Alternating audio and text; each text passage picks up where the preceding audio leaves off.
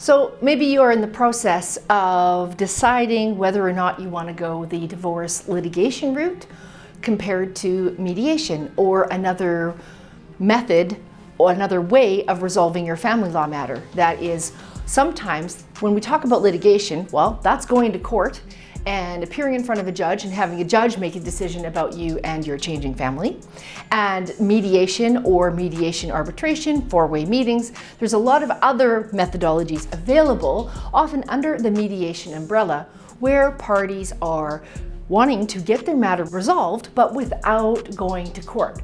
So when we are thinking about the difference between litigation versus mediation, what I always want clients to consider, people who are going through the separation and divorce process, is to really think about the cost of litigation as opposed to mediation. So this is why I'm going to share with you 6 costs of litigation as opposed to or versus mediation.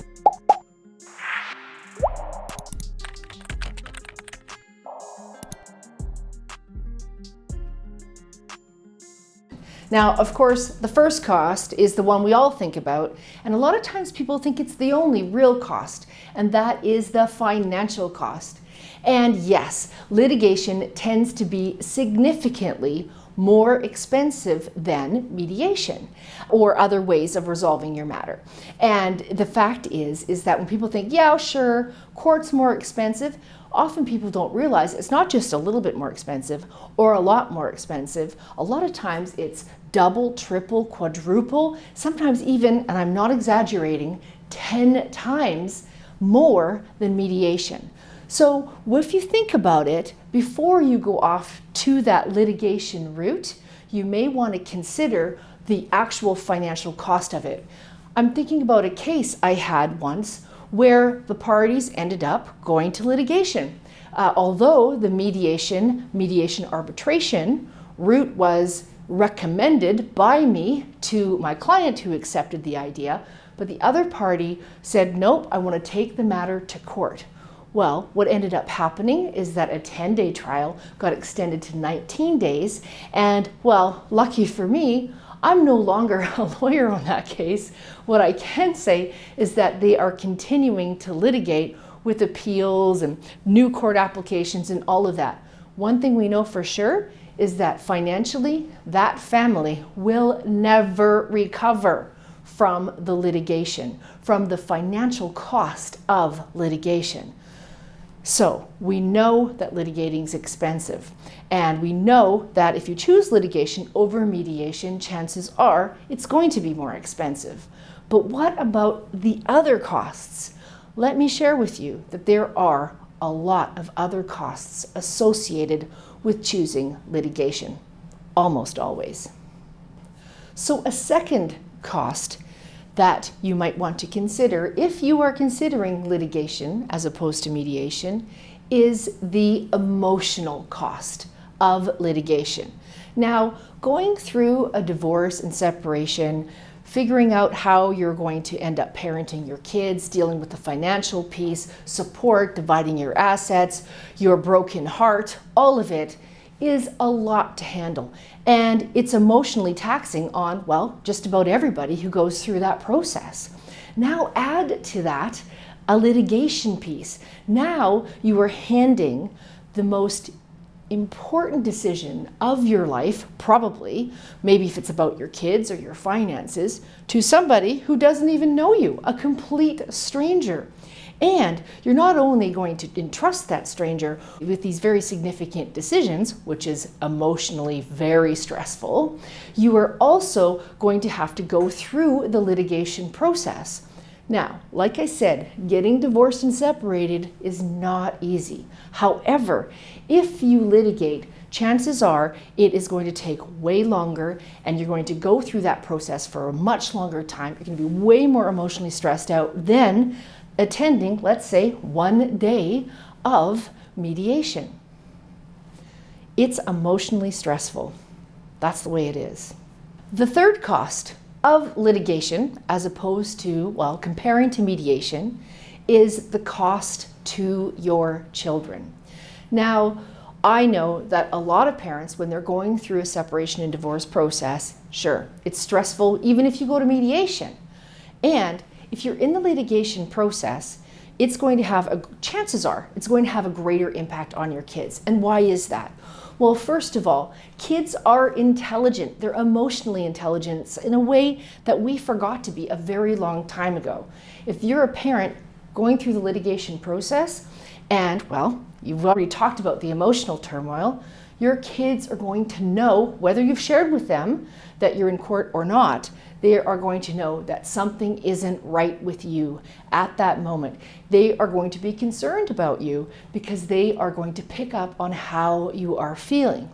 Not to mention, if you're in the litigating process, in that process, as opposed to mediation, what ends up happening is, well, you're going to have a lot of your energy spent getting ready for trial, meeting with your lawyer, doing all kinds of things that are going to take away from the opportunity you have to spend time with your kids, the opportunity to be present and enjoying your parenting relationship with your children.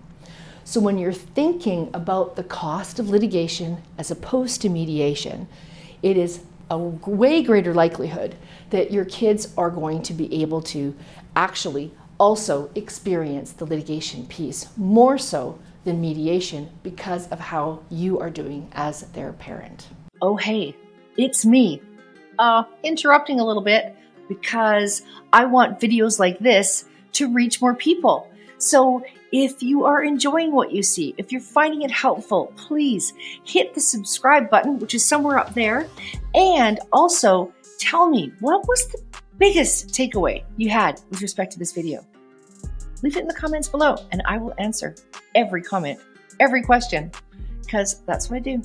So we've covered a few things. We've covered, when we're talking about litigation versus mediation, we're talked about the financial cost. We've talked about the emotional cost. We've talked about the cost to your kids. What about the cost to your other relationships? Let's be clear. When people go through a separation and divorce, well, we often have friends and family members who are really willing to sit down with us and hear our concerns, hear what we're going through, and be overall supportive. Problem is when you're in the litigation process, it tends to take a lot longer, tends to go on for a lot more, tends to have a lot more stress, a lot more turmoil. Well, sometimes that actually impacts your other relationships. Putting it bluntly, your friends don't want to hear about it anymore. So when you're considering litigating as opposed to mediating, think about, how is this going to potentially impact my other relationships? Now here's the fifth thing that, well, and I've been alluding to it throughout this recording, and what is that? Yeah, it's the time it takes. In the last over 25 years of doing this work, what I've realized is that when I've done a mediation with a client, well, we get it done in a day. Sure, there's lots of preparation, there's lots that goes into that, but almost always if we get an agreement, and most of the time we do, that whole process took one full day. Might be a long day, might be a tiring day, might be a stressful day, but it's done. I've only had 2 cases where the mediation lasted more than a day, and the one case it lasted 2 days, and then it was done.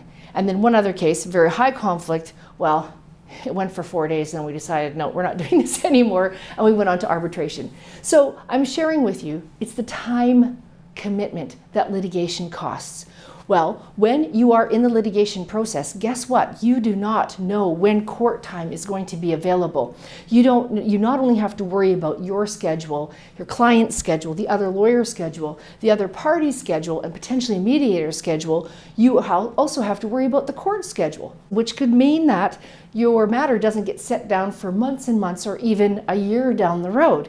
And if it does get scheduled, do you have a 100% chance of getting on the day it's scheduled? I don't know about your jurisdiction, but in my jurisdiction, the court clerks always schedule more trials than there are judges and courtrooms available. That's because a lot of times people settle their trials. In our provincial courts where I live, all the criminal matters always get to go ahead of all the family matters, for example. So even though you're scheduled for a court day, you don't necessarily know that you're going to get the entire court day. Also, a court day, well, you don't get as much done in a day of court than you do in a day of mediation. So think about the time commitment. In my experience, and in my personal experience, when going through a separation and divorce, guess what? Once you get to that place, you just want to have a final agreement, a binding court order, a binding settlement that says, hey, I know clearly what the parenting plan is. I know clearly what the support obligations are. I know clearly how we are dividing our assets. Phew! People want to get to that place as soon as possible.